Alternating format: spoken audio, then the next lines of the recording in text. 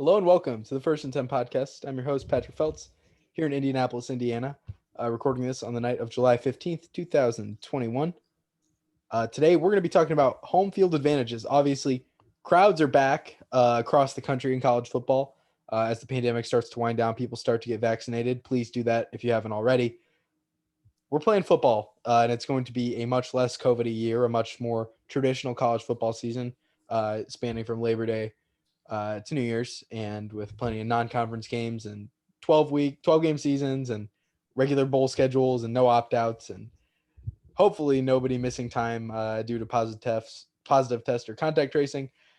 And of course, with a regular college football season comes fans and comes home crowds and comes home field advantages, student sections and bands and all the stuff that makes college football at the end of the day. The crowds and the fans are the lifeblood of the sport, and a season without it here in the Big Ten. I know some other conferences had fans, but the Big Ten didn't have anybody except for parents in the stadiums. Well, now here we go. College football feels good again. Not that it didn't feel good last year, but it feels right. It feels full. Last year something was off. It feels good to know that we're gonna have full crowds, full capacity. And let's break down who has the best home field advantage, who has the worst home field advantage, maybe a negative home field advantage. Is that a thing? I think Reid Murray might think so. Speaking of Reid Murray, he's in Nashville, Tennessee. What's going on, Reid? What's up, Patrick? If you're watching this on YouTube, you can see I've got my USA soccer jersey on. We got U.S. national team playing Martinique tonight, hoping to see Walker Zimmerman represent Nashville well. But enough about that kind of football. Let's get into the kind of football we like. Well, we like both kinds of football on That's this true. podcast. But, you talk about home field advantage, and for our YouTube viewers, you can check us out on YouTube. Just search First and 10, spell it 1G like we do here in the Big Ten. If you're on YouTube, you can see my shirt as well. You talk about home field advantage. Home Field Apparel is not a sponsor of this podcast, but they make really cool vintage collegiate apparel, and they just released the Minnesota Golden Gophers. I've got a vintage Minnesota Golden Gophers hockey shirt, and I think you should pick one up too because, frankly, it's one of the coolest shirts I own. So rah, rah, rah, Sky Yuma. Let's talk about home field advantages. Reid, 1 through 14, rank the Big Ten stadiums in terms of best home field advantage at the top and the least home field advantage at the bottom. Go. All right. So at the risk of being called a homer, as everyone likes to call me an Ohio State homer and say I have bias and whatnot, Ohio State's number one on my list, and I'll explain that in a second. Number 2, Penn State. 3, Wisconsin. 4, Nebraska. 5, Iowa. And then 6 is another one you might call me an Ohio State homer, and this may be my hottest take, but Michigan is all the way down at 6. Following them is Michigan State, Purdue at 8, Indiana 9, then Minnesota, Illinois, Maryland, and the bottom 2, Rutgers and Northwestern. Okay, before we get into your list, I'm going to give you mine. I've got Penn State at the top. Number 2, Ohio State. So, yeah, Beaver Stadium, number 1. Ohio Stadium, number 2. Wisconsin, Camp Randall, 3rd. Nebraska, Memorial Stadium, 4th. Iowa, Kinnick Stadium, 5th. Michigan Stadium, 6th. Minnesota, TCF Bank, 7th. Michigan State, Spartan Stadium, 8th. Rutgers, Shai Stadium, 9th. Purdue, Ross-Ade, 10th.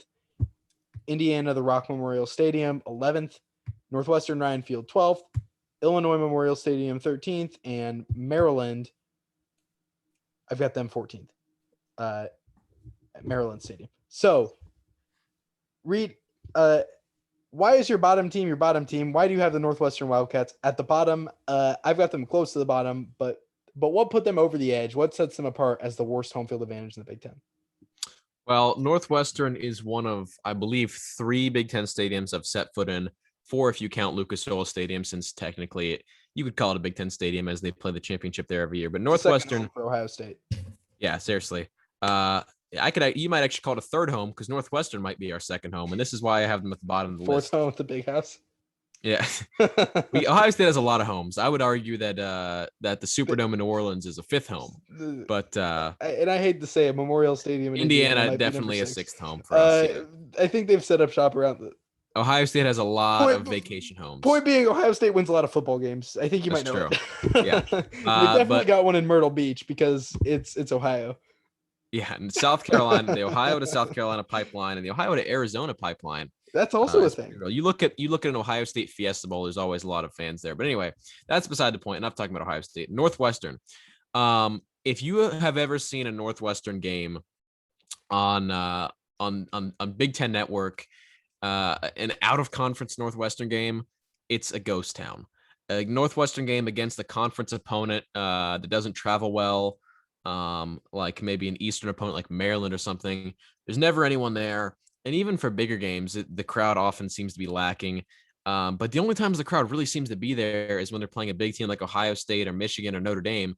And at that point, it becomes, like you alluded to earlier, a negative home field advantage. I would argue that when Ohio State played at Northwestern, and granted, Northwestern was horrible that year, and I believe they had 1 point or they had one win during that game. They were very In bad, the and 2019 they season, made when me look Ohio very, State, very, very stupid that yeah, year. in the Ohio State season where we had Justin Fields, Chase Young, Chris Olave, J.K. Dobbins, that year when they went undefeated in the regular season, I was lucky enough to witness them play Northwestern, and it was scarlet and gray everywhere. And of course, Ohio State, we did the OHIO around the stadium chant like we do at every stadium when we win. But there were so few Northwestern fans there. It was like we were playing at a bowl game or some sort of neutral site. And of course, that happens at other stadiums. It happens at Indiana, or happens at Rutgers, Maryland, et cetera. But Northwestern is the worst one just because the fans, the lack of fans turning up to games, period. That doesn't reflect well on them. Plus, the way that teams can just take over Ryan Field, and the reason I think you could certainly argue Maryland is the worst, but the reason I have Northwestern in that last spot is there's so many Big Ten grads who live in Chicago, and it's just so convenient for a big school like Ohio State or Michigan for their fans to come out to a Northwestern game, since it's right in their backyard. That it makes for a really tough scene for Northwestern fans. So I got to put them at the bottom list. They just allow their stadium to get taken over so easy. And I hate to, I have a lot of respect for Northwestern. I think it's a great university, and I love Evanston, but their football stadium, unfortunately, has, in my opinion, the worst home field advantage in the conference. That's the thing about Northwestern. So Cardale Jones once said, "I ain't come here to play school." Northwestern people absolutely did come to play school, and maybe a little too much. They ain't come to watch no football. They are busy studying. They are busy, in the lab, or doing their journalism stuff. Maybe that involves sports, or whatever they do up there. So maybe the press box is more full than the stadium, but yeah, I mean, there's no argument here as to their crowd. Chicago is really the heart of the Big Ten. It is the biggest city in the Midwest. We all know that. There are grads of every single school everywhere. And Northwestern, because of its very selective student body, it's just a selective school, and it's small. Doesn't have as many grads in Chicago or period as a school like Ohio State, Indiana, Michigan State, places like that. So it's significantly smaller, which hurts its interest and alumni base. Everybody already has another team from where they went to school, and I just don't think they have much of a local draw. The local teams, in Chicago, when it comes to college football, you can argue Chicago's Big Ten team is not Northwestern; it's Notre Dame. Even though they're not in the Big Ten nor Chicago, they are the college football team. Beyond all the other Big Ten teams, Wisconsin and Ohio State and all that. I mean, I've spent Saturdays in the fall in Chicago, in Chicagoland, and walking around, I counted one time as many Big Ten sweatshirts as I could, and I counted them for every single school. Multiple sweatshirts, except I only found one for Maryland and one for Northwestern. Every other school I found multiple, even Rutgers. Rutgers I found two. I don't know. Not much of a home field advantage there. With that being said, the reason I don't have them at the bottom is because one thing that really does play into their favor is geography. Chicago has terrible weather. I don't think any Chicagoan is going to dispute you on this. The weather is not nice, especially in the fall and the winter. Lake effect, Northwestern is right on the lake. snow, wind, rain, you name it. Ryan Field games can get sloppy fast. So an 11 a.m. kickoff in Evanston on BTN alternate against some terrible team or against a Big Ten East opponent unsuspecting or whoever. It can get sloppy. It can get real sloppy. And they put the C team announcers on it, and it's sponsored by some company you've never heard of, the broadcast, and it's just like this. You're like, what is going on? Why am I watching It's this? interesting you bring And that point up suddenly Northwestern has because won, and it's 10-8. How is it 10-8? I don't know, but it's 10-8, and the Wildcats have won. That is a actual home field advantage. The weather. yeah, that's just like any soccer fans on here will know the phrase, could he do it on a cold night in Stoke? Could he do it it on an 11 could he do a.m. it at Big Ten alternate kick in Evanston? That is what we need to say for the Big Ten Conference. But that actually is interesting that you bring that up, because I do remember while I was touring Northwestern, our tour guide, he was a sports fan. I believe he covered Big Ten football on the campus radio, and he was a sports media kind of guy. And he was talking about how one big storyline about the Ohio State Northwestern game and why of course, people were saying it was an upset because it was a team who was going to be wearing all black on a night game against Ohio State, a Big Ten West team I said having that a in the blackout preseason. at I night was against Ohio dead wrong. State. So I think I yeah, said that in one of our first episodes. Actually, I was like, "Oh, this is gonna happen because Purdue and Iowa did it." Yep. It didn't Yes, happen. of course. Of course, the Chase writing Young was took on the it wall for personally. an Ohio State, for a Northwestern upset of Ohio State. But uh, you know, further than just the intangibles of wearing a black jersey against Ohio State, they actually did have an advantage in that teams have struggled with the grass field at Northwestern. That's another thing. And the field tends to be, they even say the field is taken care of worse than a lot of other fields. And a lot of fields in the Big Ten are made out of turf. Obviously, you have grass at Beaver Stadium, but you look at Ohio Stadium, Michigan Stadium, Capital One Field at Maryland, Indiana's Rutgers. turf. A lot of these fields have field turf. As opposed to actual grass. And that actually is something that plays a factor. It's wetter out there. It's harder to dig in. So that actually is true. The elements at By the way, Northwestern do make it difficult to play there. unsuspecting Big Ten East teams, the Big Ten East predominantly turf. I mean, there are a handful of teams with I believe grass, Michigan State and Penn State are the only grass teams in the East. 5 out of 7 teams in the East have turf fields, which you don't think it makes a difference, but if you talk to players, it really does make a difference, especially when you're in a place like Greater Chicago and Chicagoland, where in the fall the weather is awful and there's so much wind and rain and snow. It can just turn into a muddy 14-10 game quick, and it tends to, especially with Northwestern style of play and the general style of play in the Big Ten West, that ground and pound, defensive battle, slugfest sort of game. It really does that's the epitome of Big Ten football, is a 10-7 game between Iowa and Northwestern at 11 a.m. But it's beautiful though. That's why we love this That's the conference Big so much. If you can't get down yeah. with a 10-7 Big Ten West game, that's football on Big Ten Network at 11, you're just not a Big Ten football fan. I'm sorry. Or I guess I should say noon, because there are a lot of Big Ten schools in Eastern time. But if you can't get down, it's 11 a.m. local. 11 a.m. local. Yeah, if you can't get down with a midday, grinded out kickoff, in Illinois, I'm sorry, Big Ten's just not for you. No, absolutely, it is a special thing. It just means more, Reid, if you ask me. This is why we love our sport. Anyway, so I've got Maryland at the bottom of my list. Just want to, if you're talking about Northwestern at the bottom of yours. So Maryland, number one, I don't think I've ever heard this stadium. I've watched plenty of games at Maryland, and while they do kind of have a weird sort of spook factor to it, like I don't like playing a road game at Maryland if I'm a visiting team, just because it feels like they've always got some weird voodoo upset magic going. Not that they always pull it off, but they always make things interesting. There's something weird about that stadium. There's something funky going on, which is why they were at number 12 for me. It ain't the crowd. It's funky though, a little funky. But it's not the fans. In fact, a lot of times they have the same thing as Northwestern, which is road fans, because Maryland, not far from DC. DC is obviously another city with lots of people from not DC, people who move there. So lots of times Penn State, Michigan, Ohio State take over that stadium. Indiana even had a big drawing there a couple of years ago. But I remember in specific, Maryland, I think, was playing a weeknight game in 2019 against Penn State.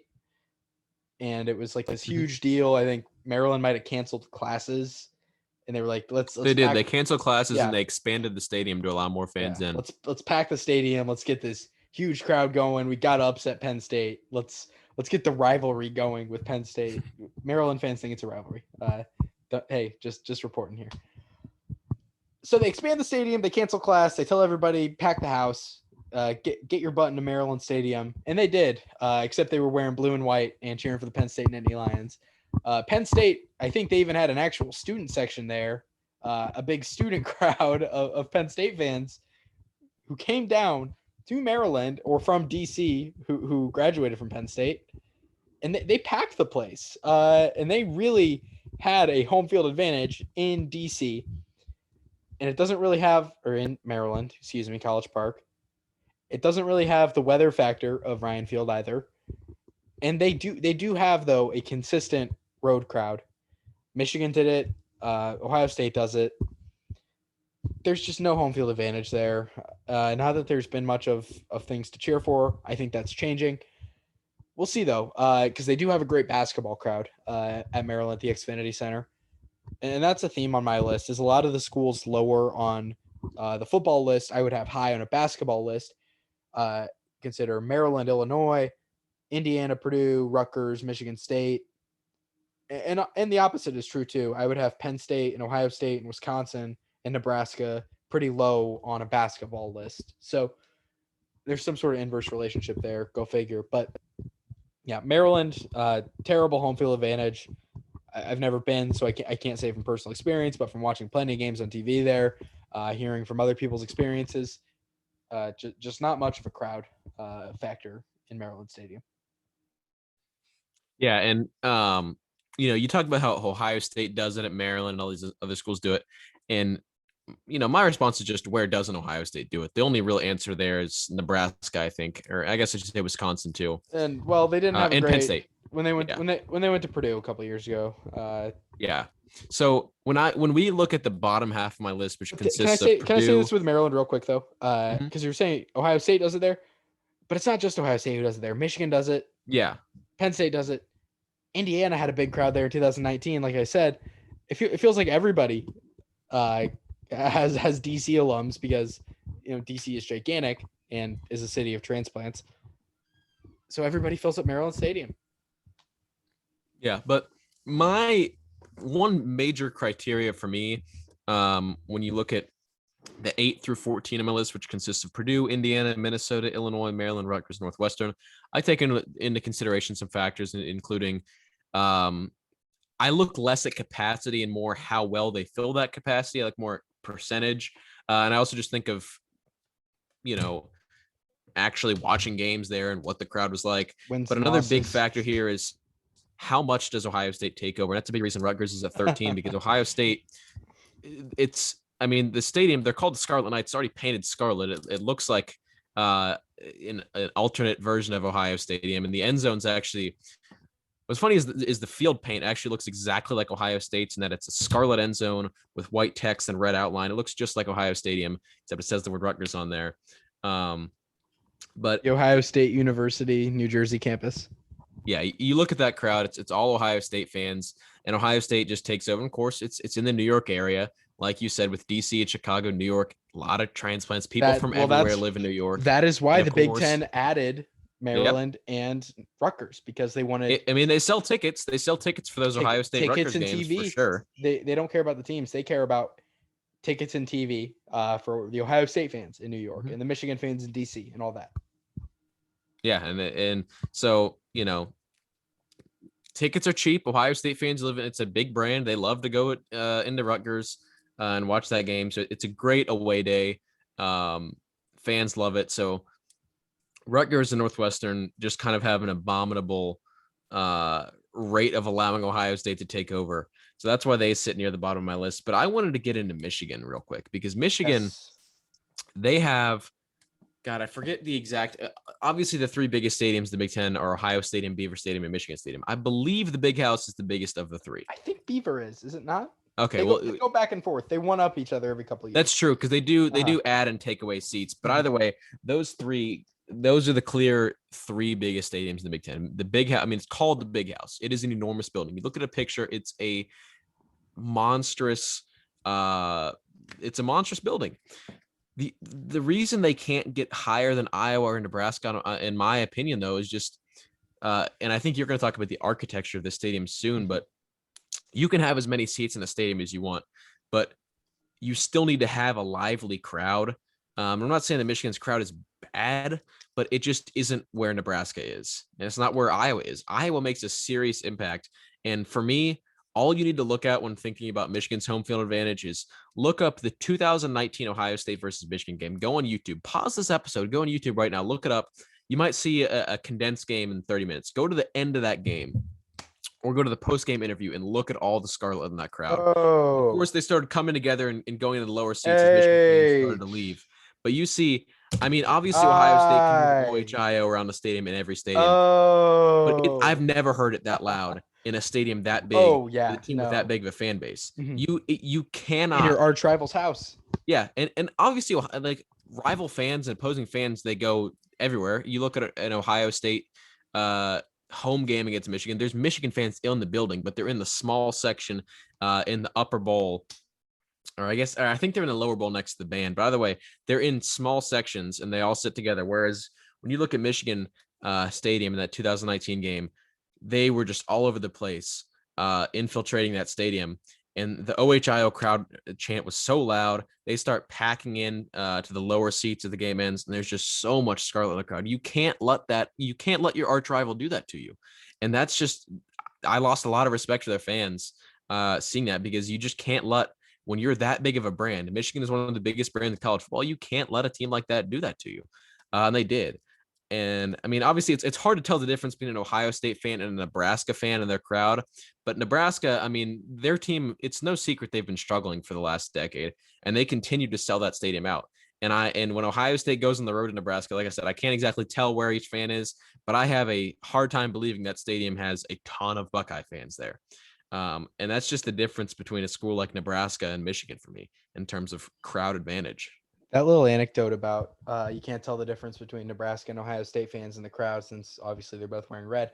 I don't know how many of our listeners are familiar with this, but at Indiana, for promotional pictures and stuff you put on a popcorn bucket or on the website or on a postcard, like you sent me, or you sent me a postcard last year. Yes, I did. Yeah, that's right. They take the picture at the Ohio State game, traditionally at least. And this is a fact. I mean, I go into these pictures and I look. I've got a weird habit of doing this. Whenever I see a full capacity crowd at Indiana University's Memorial Stadium, I zoom in. I'm like, all right, let's see. Get the magnifying glass out. What is the difference in the shade of red? How many of these jerseys were purchased from China and have the name Barrett sewn into the back of them poorly?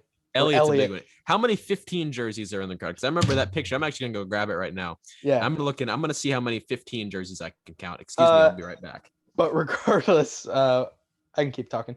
It is very much a thing.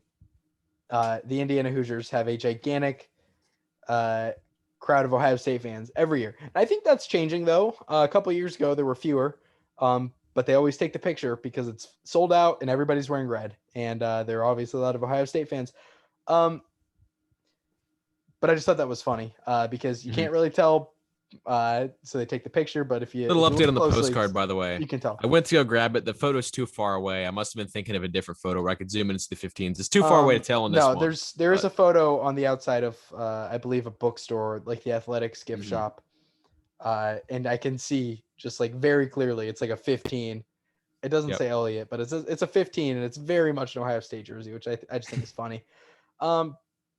That's changing, though, and I'll get into that when I talk about Indiana's crowd in a little bit. But Michigan, which is what I was going to talk about, sorry, for going a little off the rails.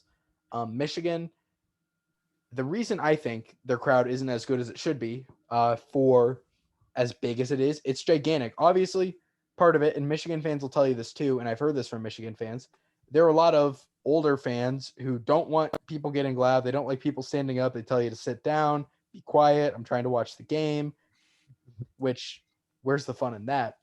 But also the architecture of Michigan Stadium. It's built into the ground, and there are no barriers like keeping the sound in. I don't know how to describe it. There's nothing keeping the sound from exiting the stadium. So the sound, because of the way it's constructed, there's nothing enclosing it, and because it's dug into the ground, the sound goes straight up out of the stadium. It goes out of the stadium. So when you're on the field level, you can barely hear the crowd sometimes, even if they're screaming at the top of their lungs. It doesn't matter. But at the same time, I can't put it too low, even if it's got those architectural disadvantages, because it's still a very intimidating place to play. When you look around you, and there are 104,000 people, or whatever the number They do is, fill the stadium. They fill it for all most right. part. Not when they play Ohio State, but they fill it most of the time. They fill it every other week of the year. They fill it. And I shouldn't say that. It's not every year that they let Ohio State take over that way. That was a horrible example of it. But yeah, they do fill the stadium. You look at when they go play a crappy, Central Michigan or whatever. It's going to be a full crowd. So you got to give them that. It's not every team can to look say that. Except does fill their stadium. Except that one time when they had to give away, buy a Coke product, get a free Michigan football ticket. In that 2014. Happened? Oh yeah, you've never seen that picture? Have I not said that to you before? Reid, go look that up. It was from, I believe, the final year of Brady Hoke. Oh, they were terrible. They were playing Minnesota, and there was some sign that was like, buy any Coca-Cola product, get a free Michigan football ticket. So we're getting NCAA FBS tickets for $3.99. You got to be kidding me. Oh yeah, here it is. Buy 2 Cokes, get two free Michigan tickets. I hate Michigan, but I would do that. Wish I'd known about that back then. Goodness. I would have absolutely gone there. I would love for that deal to come back. I'll show up in my Minnesota. We'll show up in our Minnesota shirts together. I am sending this to you right now, Reid, so you can take a look at it for yourself. Yes, from September of 2014. It wasn't even the end of the season. It was September, and they had already given up. Goodness gracious. Shambles. But aside from a few outliers, the crowd is always full of maize and blue, and that's intimidating to look at when you're a player. It is an iconic venue, and I can't dock it too much. I'm going to talk about Indiana now. So here's something way more in my wheelhouse. I obviously go to Indiana. I have been following this team, supporting them my entire life. So Indiana traditionally, and I'll admit this, it's the reason why I have them so low on my list at number 11, has a pretty bad home football crowd. Lots of empty seats, lots of away fans. We all know this. And in the last few years, that hasn't changed a ton. They averaged 41,000 fans in 2019, which was the best year in a very long time. Obviously ended in the Gator Bowl loss to Tennessee. There were a couple games that year. They had a pretty full crowd for Ohio State. I wasn't at that game, so I can't tell you what the ratio of Ohio State to Indiana fans was. I heard someone describe it as 75-25 for Indiana, which is good. And then they had another game later in the year against Northwestern, a night game. They made a big push to try and sell it out. Didn't sell out, but still had a pretty big crowd. There was a decent home field advantage for that too. And the only other game I can even think of where Indiana had somewhat of a serious home field advantage was 2017 week 1 against Ohio State, Thursday night game days in town. That's the game that I was talking about, though, as the one where I can pick Ohio State jerseys out of the crowd on the advertising image that I've seen before. Let me interrupt you here, because I do remember a little shout out to Jared Rigdon. I saw him tweet about this game. I think it was last fall. It was probably around the time of the Indiana Penn State game. He was talking about he was showing pictures like what could be better than this, an Indiana game where college game days in town, blah blah blah. And he posted a picture. I think it had a nice sunrise in the background. And I remember zooming in and seeing I saw a couple Ohio State blackout jerseys with Elliott written on the back. I saw a lot of scarlet and gray, and I saw a lot of dead giveaway when you look at the shoulder stripe. Yes, it's a lot of those Ohio State shoulder stripes. So that I know the exact photo you're talking about. But that actual game, so Indiana was up at halftime of that game. People forget on the number 2 team of the country in the opening week of the season. Don't ask what happens next. But Indiana's winning at halftime of that game. And they've got a real home field advantage. It was loud. They were playing really well, obviously, but it was really loud. They might not have had a very commanding control of the amount of butts in seats, but the butts that were in seats, cream and crimson instead of scarlet and gray, were very loud. Now, looking at the raw numbers of it, obviously you can't really judge home field advantage completely by wins and losses because while that is a big deal, at the same time, sometimes that the quality of the team ain't going to be helped much by the crowd. And sometimes you're just surrendered to defeat. So looking at some of these Indiana teams that have been pretty bad in the last 10 years, you can't really use that as an example. But what you can use is average attendance. And the average attendance in the last 10 years has been between 41,000 and 44,000 pretty consistently. Now in 2019, it was around 41,000 total seats per game. And that doesn't mean everybody is in the stadium, though. Keep that in mind. That means that's the average amount of tickets sold per game. And Indiana has a strong tradition of people getting too drunk in the tailgate fields and not going into the stadium. And according to people I've talked to in that crowd, I have sources. I do my homework. I'm like Reid Murray. I'm doing my homework. People in that crowd have told me that they don't want to do that anymore. They want to actually watch the team. So that's a good sign. Shout out to the people who don't go to the games and just like to tailgate and not watch the team. Shout out to the people who don't go to the games. Hot take, scorching take, even. No, it's not as much of a shout out as it's like a please go to the games. Like, come on, like I promise you'll enjoy yourself this season. The words I heard were shout out. Not a. I don't know. Maybe I heard it wrong. That's what I heard. It was maybe not a sincere shout out. I get what you're saying. But that crowd is going to start going. It sounds like from my sources in the crowd of that kind of person. Admittedly, not many, because I don't like to surround myself with too many people who disloyal fans. Yeah. Disloyal. You're a loyal fan. I am a. Yeah. It's you got to be there. I'll give it to you. You're probably one of the biggest Indiana football fans in the world because I don't know how many people could sit through those years of pain and still be as optimistic. You'd be surprised about the team as you. Yeah. I mean the ups and downs, but you know what? If you're going to be there for the ups, awesome. Then go right ahead and pack the stadium this year because they deserve it.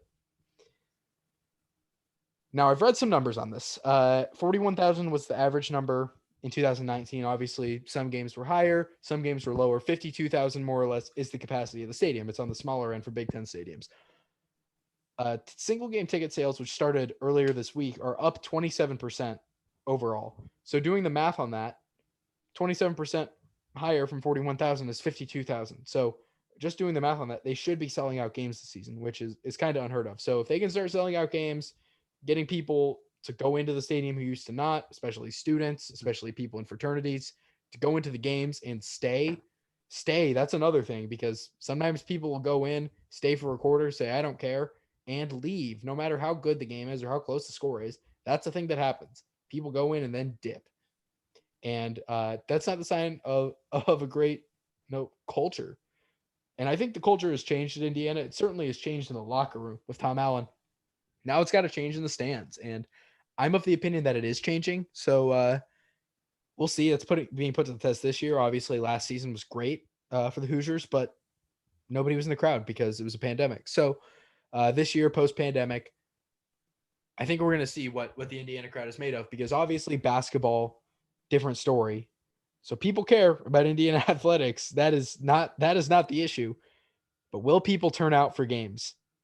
And I'm of the opinion that they will. Hopefully the highway situation between Indianapolis and Bloomington is sorted out so people can actually make it down to the games in a timely fashion. Traffic is always a problem though, and has been for 20 years. But I think the tides are finally turning on the crowds of Indiana University football. That is my soapbox. Reid, please steer this in a direction where the average podcast listener can relate and care. Thank you for your time. Well, I'll just say my one note on Indiana is if they don't sell out crowds this year, especially the Cincinnati game. Of course, they're going to sell the Ohio State game out because, of course, Indiana fans care about the one, and of course, Ohio State travels well.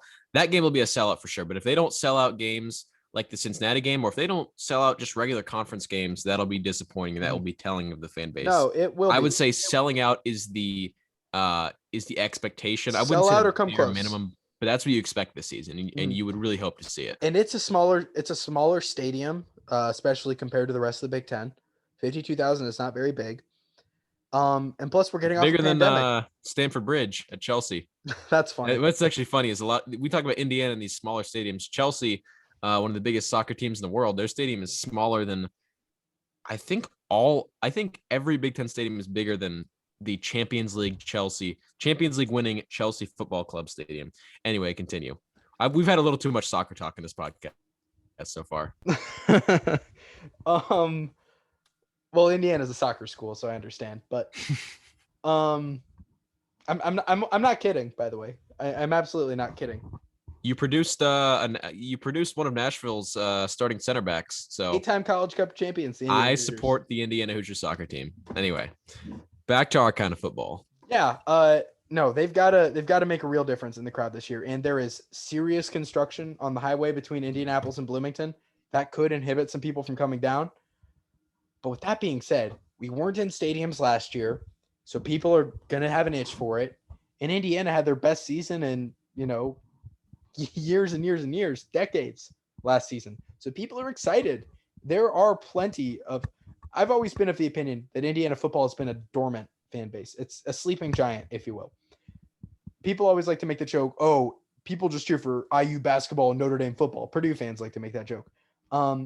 I don't think that's entirely true. I think there are a lot of people who cheer for IU basketball, religiously. They care a lot, and because they've been good for a long time. Don't ask what happened in the last couple of years. And then football season rolls around and they don't care because, well, the team's never been very good. What's the reason to care? They're just going to let you down. I get it. That's never been my opinion in my years of watching this team my entire life, but that's been the opinion of a lot of people. So them even being kind of good, I think, kind of lights a fire in people. Like, yeah, I do care about IU football. I'll go to some games. I will watch their games. People did watch their games. People talked about them. They were a real story in this state last year. So it's about showing up, though. Got to put your money where your mouth is. So we'll see this fall. It should be obviously a big season for the team. Yeah, I think that that sellout crowds, that's what we have to expect this season from Indiana, and anything less will be a disappointment. But I want to get into the number 1 versus number 2 debate. Maybe we'll play a little bit of master debaters. Isn't that what this segment was called on a show we love? They haven't produced an episode in a while, but 1.5 Jews, one of our favorite shows. We do miss 1.5 Jews, of course. And I believe every master debaters, or at least several master debaters, were Ohio State. Yes, I was going to say this. Penn State. Ohio State versus Penn State. Griffey is an Ohio State fan. Griffey goes to Ohio State. Yeah. Seth goes to Penn State. Seth is, of course, Seth's covering the team now at the Collegian. So shout out to Seth. Yeah. So we will debate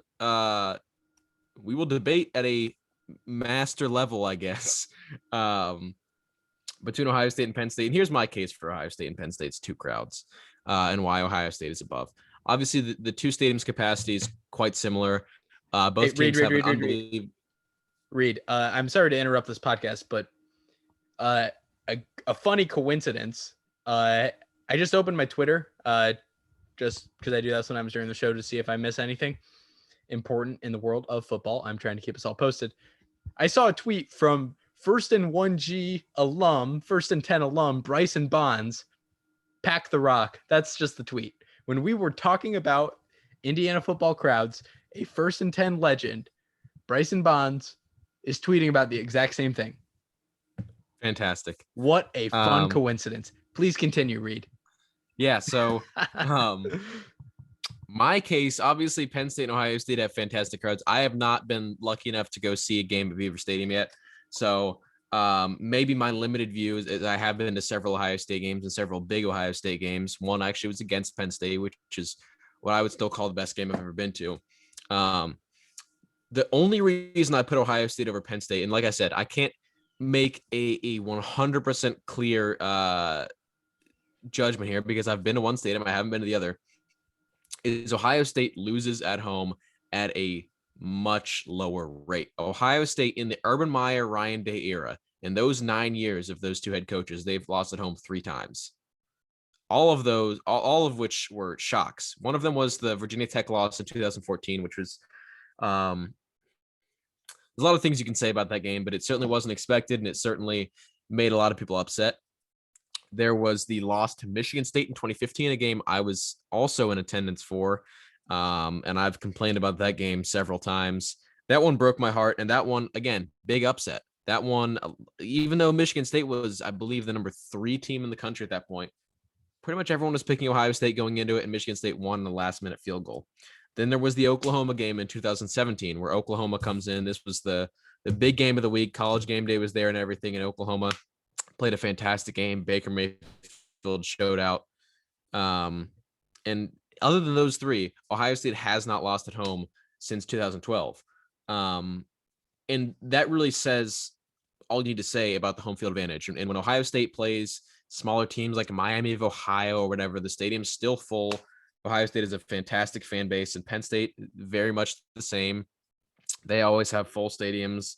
But the difference is, and of course, they typically perform well in the whiteouts, but when Ohio State plays a big game like Michigan or Penn State at home, they don't really lose. They haven't lost either of those 2 teams at home since Urban Meyer took over. And the simple fact is Penn State has lost whiteouts in the most recent. They lost 2 whiteouts to Ohio State in the 2010s. And that's just the difference, is that obviously both crowds can make a lot of noise, but it just seems like one of them makes a little bit more of a difference. One of them seems a little more hostile. Of course, Penn State, I'm sure that I believe they've set some sort of record about decibels in college football or something like that. But at the end of the day, you can argue all day about the whiteout versus Ohio State's, I guess, just we don't really have a name for our big game of the year, but you can debate that all you want. But at the end of the day, Ohio State typically tends to take that crowd noise and run with it a little better than Penn State does. And that's just the fact of the matter. Ohio State doesn't lose at home. It's an unbelievably rare sight when it happens, and it's just a little less rare when it happens in Happy Valley. Maybe that's because Ohio State's just better at football. That's true. That's true. Ohio State is better at football. Because they also don't really lose road games. I mean, they lose road games more often than they lose home games, but that's true of every road games. That's true. But that's true of every team. We lose team. Road and neutral games, but not as often as any other team in the country. We've only lost 11 since that time. Yeah, exactly. Much less often than any other team in the entire country. Ohio State loses. So let's talk about why Penn State, I think, has the better crowd. And I do have Ohio State second, so it's not like I'm saying, oh, Ohio State's crowd sucks. No, it's a great crowd too, especially for the big ones. Beaver Stadium in 2007, Penn State researchers found a peak sound level of 122 decibels. 122. That is enough to cause eardrum pain. That is enough to harm your ears. Now, beyond that, let's go back to the last time we had an actual whiteout. Now, we had that one last year, kind of, on Halloween with Ohio State. No, that's not a whiteout. It was absolutely not a whiteout. I think Ohio the announcers... State, Ohio State would have had a harder time if it was a real whiteout. But this was hilarious because the announcers were like, oh, this would have been the whiteout the entire time. And then Penn State scored a touchdown. They showed like a shot of the empty bleachers, and it was hilarious. And sad. We'll be back this year for actual games. Auburn is the whiteout this year, which I don't agree with that choice. I think it should have been Indiana. I think Indiana is the best team they play at home, but you know what? They chose Auburn. I think it's at least a unique game.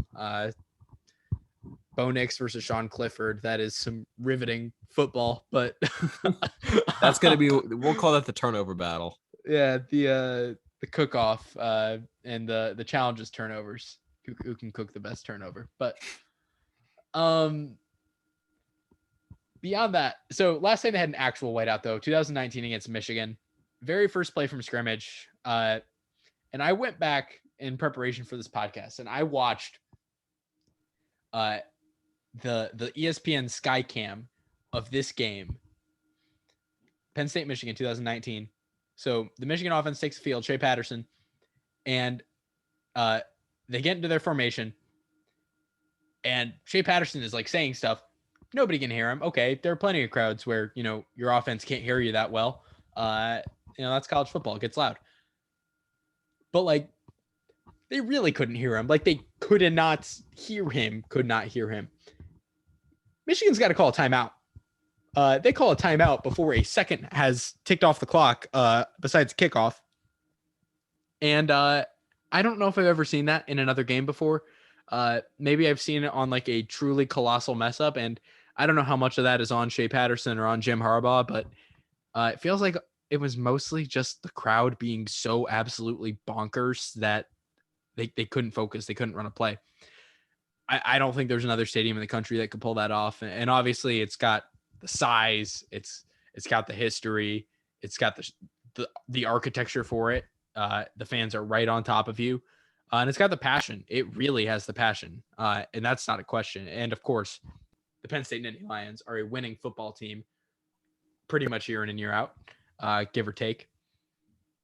And they always play well in front of their home crowd, which is not surprising when it's as strong of a home crowd as they have. That's why Penn State's number one for me. It's a very tough place to play, especially when you're the Ohio State Buckeyes or a big non-conference game, or Michigan or whoever. It isn't quite as intimidating for the MAC opponent or a different Big Ten team. Like, they don't get up for Indiana the way they get up for Ohio State, but no stadium does. Maybe that'll change as Indiana gets better, but I don't know. I just don't see a reality where I can't put Penn State at one. They are the loudest stadium in the Big Ten and maybe even the country, if you ask me. So excited to see this place full again. It's always a good time, unless you're the opposing team in Beaver Stadium. Yeah, and don't get me wrong. I had a hard time choosing one of these two teams to be my number one. And I think the biggest case you can make for Penn State is the fact that it's not a biased take or an unfair take to say Ohio State is a better football team than Penn State year in and year out. Right. And I think the biggest thing you can say in Penn State's favor is the fact that Penn State has a worse football team, but with their crowd, they can still pull off big wins, like that upset of Ohio State they had in 2016. So I think that's the biggest sort of case you can make for them. But I think at the end of the day, it comes down to when you're trying to choose between the two. In years when both teams have been elite or ranked teams at the very least, Penn State has lost at home to Ohio State. Ohio State has not lost at home to Penn State. And you look at the 2017 comeback, Ohio State versus Penn State. I alluded to this earlier. This is the best football game I've ever seen, or the best sporting event I've ever seen in person. And Ohio State had their backs against the walls. I believe the score was 35-19, or I think 17. 19 doesn't sound right. What am I talking about? I believe it was 35-17 at one point in the second half. And of course, it was 21-6 in the first quarter. And throughout the majority of this game, Ohio State has their backs against the walls. And of course, some people left the stadium. And we've talked about this in this show before. Kevin Narcissi, aka Nar, left the stadium. But for the most part, the stadium was still all the way full for the majority of this game. And if you think the crowd didn't have an enormous impact on this comeback, you're wrong. Because if you think that Ohio State could have came back if they had if this game, if Ohio State had the crowd that say Illinois or Indiana has, they wouldn't have made that comeback, and they did. And the scenes at that stadium were unbelievable. But at the end of the day, Ohio State in the era of both Ohio State and Penn State being great teams, they've both been great teams in the past, in the 90s and I think early 2000s, but in the modern era of Ohio State versus Penn State, where both teams have been playoff contenders, Penn State has lost at home to Ohio State. Ohio State hasn't. lost to Penn State at home. So that's just the biggest difference for me is that in 2018, both teams, people said that the winner of the game is going to the playoff. Funny enough, neither team did, but both teams were highly ranked. This was a highly anticipated matchup. College game day was there. Trace McSorley was giving every team hell.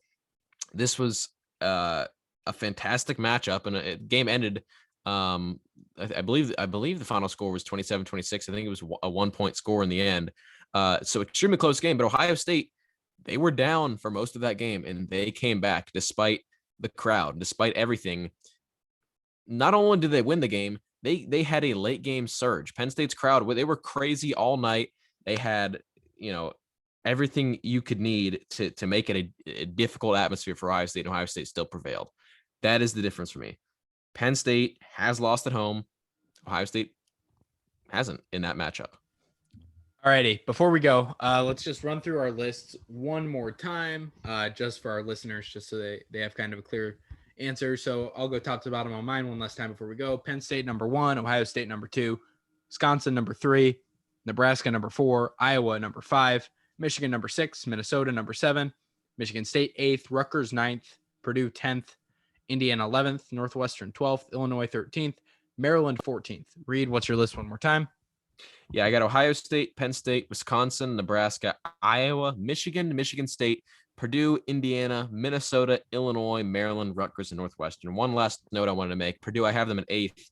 And part of the reason for that is, like I said, when I was talking about the 8 versus 14 and, these stadiums where they don't sell it out every game, but how well do they keep opposing fans away, or how well do they fill the seats with their own fans? You look at that upset of Ohio State in 2018, the Purdue crowd there was crazy. The Purdue crowd made a huge impact. And of course, that crowd isn't there all the time, but Purdue has shown.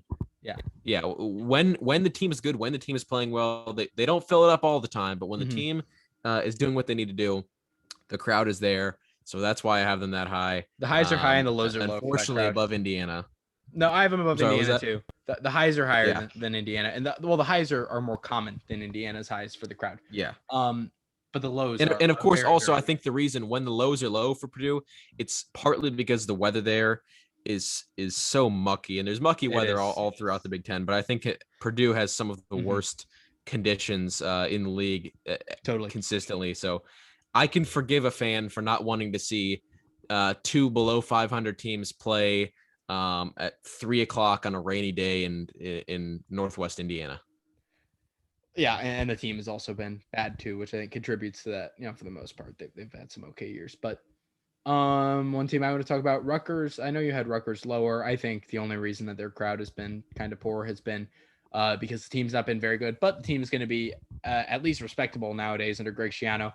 And under Greg Schiano originally, back in the day, they had a really good home crowd. And I'm kind of banking on that. So, is more of a potential pick. I like it a lot. I think they could have a very nice home field advantage if the Schiano thing continues to work out. So that and that. Now, Reid, one last thing before we go. Which home crowd are you most excited to see this year? Pick one game this season. Which Big Ten home crowd are you most excited to see in a specific matchup? Well, I mean, the one I'm most excited to see is the game I'm going to go to, which is Ohio State, Penn State. And another would have to be Indiana, Ohio State. I'm planning on, unless there's some sort of circumstance that comes up that keeps me from going to those games, I'm planning on being in attendance for both of those. So those are the two I'm most excited to see. But I guess if I couldn't pick one of those, I would have to say just seeing Jump Around at Camp Randall because we haven't seen it. I believe they played this song last season, but it's just not the same. I'm excited to see what that looks like this season after it's been away for a year. That's probably the crowd element I'm most excited to see. I would say the whiteout, but it's against Auburn, and it's just I feel like the whiteout's not the same when it's not a conference opponent. Yeah, no, I agree. And I don't think there's been a non-conference whiteout for quite a while at this point, but it'll be unique. I don't think Auburn's going to be very good though. So, and I don't know how good Penn State's going to be. I'm a little shaky on them still, but obviously the whiteout, I think that goes without saying. Indiana and Ohio State, I think that's a real litmus test of the Indiana crowd. Can they, make it a real home crowd and help propel the team to what would be a pretty much, just as much of a landmark victory as you can come up with. A team they haven't beaten in like 30 years. So those two, just trying to think of a couple off the top of my head. Another good one for me, and I don't know how you feel about this. Ohio State and Oregon. That's a noon kickoff. I'm going to see. That's kind of a weird kickoff. How can the Ohio State crowd, can they have a night game atmosphere for that noon game? Because that should be a night game. 100%. It's Oregon. I know. Fans will get up for the Oregon game. It should, but it shouldn't be a noon game. It just shouldn't be a noon game. But it's big noon kickoff, and that's when Fox has the rights to the game. You just gotta roll with it. Because that Ohio State's gonna have. It sucks for all the Oregon fans who have to wake up at 9 a.m. who have to kick off at 9 a.m. And you actually now that I think about it though, I just realized I was gonna say that the Ohio State Penn State game will be an ABC primetime kickoff, but I forget that ABC only has the rights to that game when it's at Penn State. So Ohio State, they might not have a night game this year at home. Well, no, they might have. But it the depends on. Still going to be there. It depends on what I think how it works is Fox gets first dibs on any Big 10 or Big 12 game they want. So maybe that if that's the same week as like Texas Oklahoma, for example, then it wouldn't be the big noon game and it could be Saturday Night Football. But I'm not sure how that shakes out. But just thinking about those, I think those are some interesting ones. And then next year when Oklahoma and Nebraska play in Lincoln, I don't think Nebraska is going to be very good, and Oklahoma should probably wipe the floor with them. But can the Lincoln crowd still get up? I think pregame for Oklahoma, Nebraska this year in Norman and when they play in Lincoln, I think pregame is going to be really fun for that rivalry contest. Well, I think for that game next year in Lincoln against Oklahoma, the crowd will certainly get up. The crowd gets up for any Nebraska game. But and that's something how is it going to look? That is like a different level. I've given Nebraska a lot of crap on the show, and everybody knows I'm not the biggest Cornhusker fan, but I do have a ton of respect for the fans because even in the darkest years of program history, they were the college football team decades ago. They and Miami those are the two teams that everybody was afraid of, and Nebraska's not there anymore. But their fans still show up. I get some massive respect for those fans who continue to show up for their team.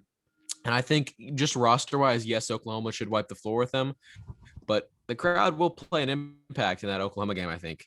It doesn't always play a factor because you look at 2019, Ohio State came to town. People thought, oh, they might be able to pull off an upset. Game day was there, and it wasn't close. But I think this time around, Nebraska's crowd, they've waited so long to play Oklahoma. Or I shouldn't say so long. It's not like it's been 30 years, but, they were rivals with them. They haven't played them in a while. The crowd's gonna be unbelievable, and I can't wait for that one.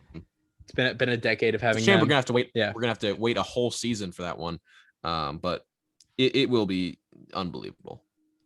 Yeah, no, it should be a fun one at least before they play, because when they play, it could be an absolute manslaughter of a game. But we'll talk about some actual football here in the next couple episodes, we promise. But today we want to talk about some crowds. We're excited for full stadiums. We will be in some of those full stadiums. Reid, any parting thoughts before we end the show?